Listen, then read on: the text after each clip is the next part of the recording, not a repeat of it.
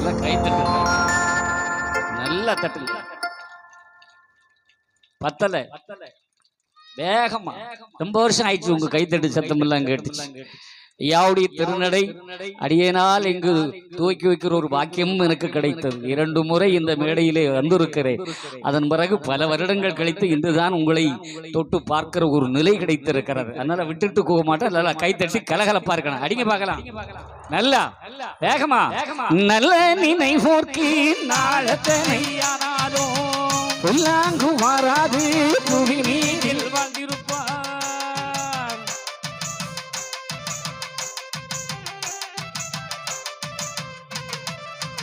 நல்ல நினைவோர்க்கு நாள் எத்தனை ஆனாலும் பொல்லாங்கும் வராது புவி மீதில் வாழ்வார். ஐயாவுடைய பிள்ளைகள் நாம விட்ட பிள்ளைங்க மனசெல்லாம் நல்ல எண்ணம் இருக்குன்னு சொல்லுவாங்க.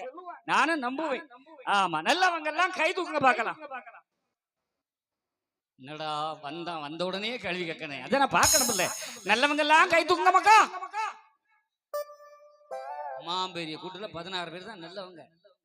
அதுவும் யாரு? குழந்தைங்க. அங்க பாரு, அவன் கையை தூக்கிட்டே இருக்கான். அவனுக்கு கேடும் தெரியாது, ஒன்னும் தெரியாது.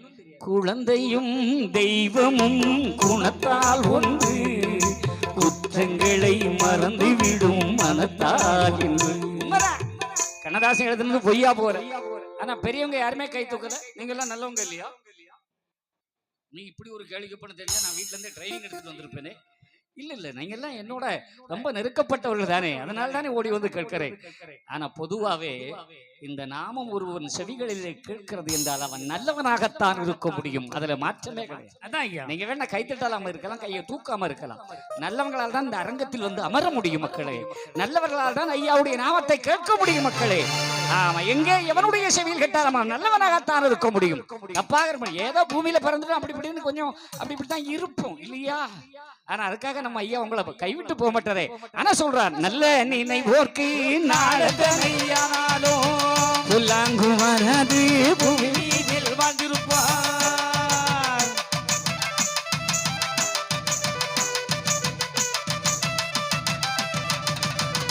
நல்லா இருந்தா, நல்ல சிந்தனையோடு இருந்தா அடுத்தவன் நல்லா இருக்கணும், பக்கத்து வீட்டுக்காரன் நல்லா இருக்கணும், ஏத்து வீட்டுக்காரி நல்லா இருக்கணும். ஆமா, அண்ணி சம்மந்தி மாமி மச்சினிச்சி எல்லாரும் நல்லா இருக்கணும். இப்படி சிந்தனை யாருக்கு வரணும்? நெத்தில நாம விட்ட ஒவ்வொருத்தருக்கும் வரணும். வருமா? வரும். ஆனா வராது.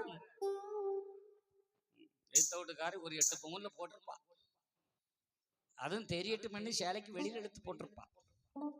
போட்டு வந்த உடனே இங்க பீடித்தட்டை சுத்திட்டு இருக்கா.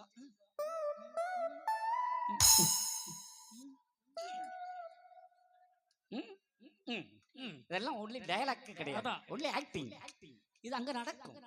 என்ன சாமியாருக்கு உத்து பாக்குற வேலையானு கேட்காதீங்க. நம்ம வீட்லயே சொல்லுவாங்க, போட்டு வந்த பாத்தியெல்லாம் என்னத்த உனக்கு அடுத்த ஆளுக்கு கழுத்துல கவனம் இருக்கு. நான் அடுத்த ஆளு கண்ணை பார்த்தே பேசி பழக போனவன். அதை எங்க பாக்குறேன்? நீ தானே உத்து பாப்பே. நிலைமை எங்க போகுது வாழ்க்கையில? இது சங்க கூட்டம் இல்லையப்பா, கூட்டம் கும்பன் கூடு என்றறியாமல் ஓடுகிறார்.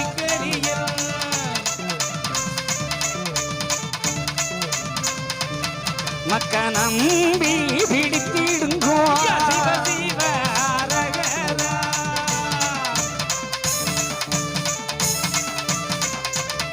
அந்த கோலை நெடி மாலையனோ கோலம் கட்டி ஆடுகிறார்.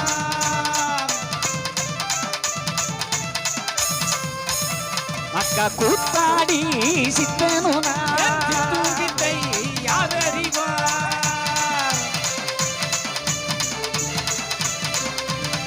அவரை நம்பி பிடித்திடுங்கோ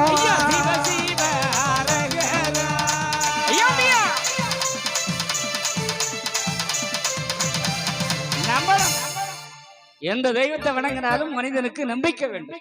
நம்பிக்கை இருந்தால்தான் சிறப்பு இருக்கும். அதனால கைத்தட்டி கலகலப்பா இந்த நிகழ்ச்சிகளை பல வருடங்களுக்கு பிறகு பாக்கியலட்சுமிபுரத்திலே கால் வைக்கிற ஒரு பாக்கியம் கிடைத்திருக்கிறது. பாக்கியம் கொடுத்த இந்த 10 நிர்வாகிகளுக்கு கைதட்டுங்க பார்க்கலாம். நல்ல வேகமா. நல்ல அன்னம், அழகான பாயாசம், ஒரு பெரிய அப்பளம். அப்பளமா பப்படமா? இல்ல, எங்க ஊர்ல பப்படம். ஆமா, அந்த பாயசத்தின் டேஸ்ட்லயே இனி இந்த பாட்டு கேட்டோம்னா ஒரு சோகம் உறக்கம். உறங்கப்படாது, உறங்கப்படாது, தூங்கவே படாது. ஆமா, யாரும் விழித்துக் கொள்ளுங்கள். ஐயா பிள்ளைங்க எப்படி இருக்கணும்? விளக்கின் ஒளி போல வீரத்தனமாயிருங்கோ.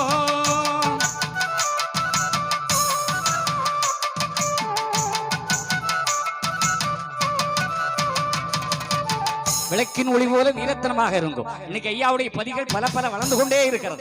ஆயிரக்கணக்கிலே உதயமாகி கொண்டிருக்கிறது. எங்கு பார்த்தாலும் ஐயாவுடைய வெளி இருக்கிறது, ஐயாவுடைய வழிபாடு இருக்கிறது. ரொம்ப சிறப்பான தர்மங்கள் நடக்கிறது. நல்ல அற்புதமான வழிபாடு நம்முடைய வழிபாடு. அந்த வழிபாட்டுக்காரெல்லாம் எப்படி இருக்கு ஐயா?